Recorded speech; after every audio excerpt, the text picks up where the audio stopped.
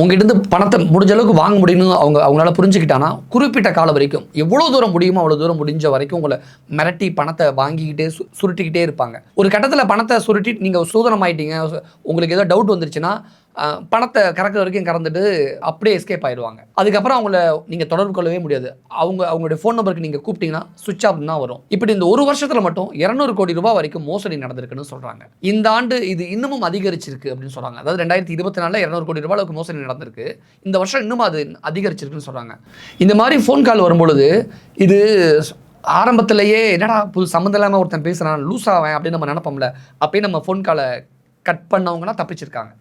அப்படி கட் பண்ணாமல் அதுக்கு ரிப்ளை பண்ணுறோம் ஆன்சர் பண்ணுறோங்கிற பேரெல்லாம் இருக்கிறாங்களே அவங்களாம் மாட்டிப்பாங்க. சில பொண்ணுங்களுக்கு ராங் கால் வந்துச்சுன்னா நம்ம தேவையில்லாமல் கட் பண்ணிடுவாங்க தெரியுமா, நம்ம பதில் சொல்லணும்னு அவசியம் இல்லைன்னு கட் பண்ணிடுவாங்க. ஆனால் ஜென்ஸ் என்ன பண்ணுவாங்க, நீ பெரிய வீரனா நான் பெரிய வீரனான்னு அந்த மீசையை முறுக்கி விடுற மாதிரி பதில் சொல்லிகிட்டே இருப்பாங்களே, அப்படிப்பட்ட அவங்களாம் ஈஸியாக அந்த விஷயத்தில் மாட்டிப்பாங்க. இந்த ஸ்கேமில் அந்த கான்வர்சேஷன் அந்த உரையாடல் வளர்ந்துச்சுன்னா அச்சத்தை கிளறி முடிஞ்ச அளவுக்கு பணத்தை பறிக்கிறது தான் அவங்களுடைய ஒரு நோக்கமாக இருக்கும். நம்ம இதுக்கு முன்னாடியெல்லாம் பார்த்துருப்போம். அதாவது வெறும் இமெயிலில், ஒரு எஸ்எம்எஸில், ஒரு வாட்ஸ்அப்பில் இதன் மூலமாக தான் நம்மக்கிட்ட ஏதாவது ஒரு தகவல் அனுப்பி மோசடி செய்வாங்க. ஆனால் இப்போ ஒரு படி முன்னாடி போயிட்டு முகம் காட்டியே நேரடியாக மோசடி செய்ய ஆரம்பிச்சிருக்காங்க.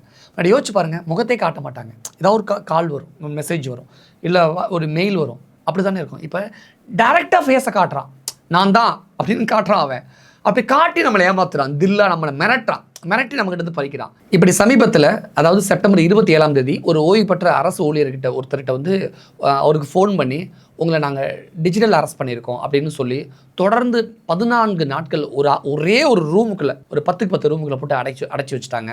அவர் வந்து அந்த 14 நாட்களில் 1,62,00,000 ரூபாய் பணத்தை பறி கொடுத்துருக்காரு அந்த மோசடி கும்பல்கிட்ட. அந்த மோசடி கும்பல்னால தான் முதல்ல ஒரு 5,000 கொடுங்க 10,000 கொடுங்க அப்படின்னு ஆரம்பித்து 14 நாளில் 1,62,00,000 ரூபாய் டோட்டலாக அந்த கும்பல் வந்து ஏமாற்றிட்டு எஸ்கேப் ஆகிட்டாங்க. அந்த ஓய்வு பெற்ற அரசு ஊழியர்கிட்ட வீடியோ காலில் பேசின வந்து காவல்துறை சீருடையில் இருந்திருக்கான். அதனால் அந்த ஓய்வு பெற்ற அரசு ஊழியர் வந்து அது அப்படியே உண்மையான போலீஸை நம்பி ஏமாந்துருக்காரு. மும்பை சைபர் பிரிவு குற்றப்புறத்துறையால் ஆள் கடத்தல் மற்றும் பண மோசடி பிரிவுகளை வழக்கு பதிவு செய்யப்பட்டதாக சொல்லி தான் அவருடைய வங்கி கணக்கு அந்த டீட்டெயில்ஸ் எல்லாம் ஃபஸ்ட்டு வாங்கியிருக்காங்க.